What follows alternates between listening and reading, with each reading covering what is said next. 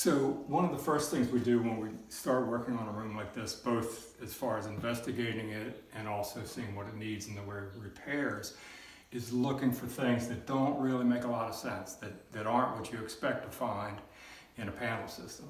So this corner had always had a bookcase in it. I don't think I'd ever seen it without furniture. The first time I came in without the furniture there, I looked at this board and thought, what in the world is going on there?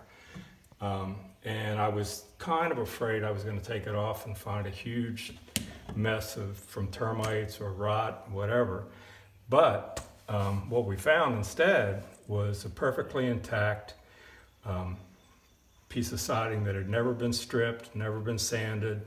It's got all the pre-20th century paint layers on it.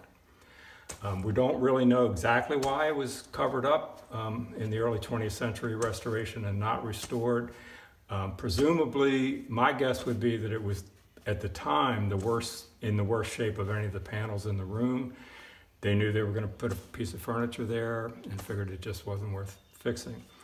Maybe, on the other hand, they thought it was cool to preserve some little part of the early stuff.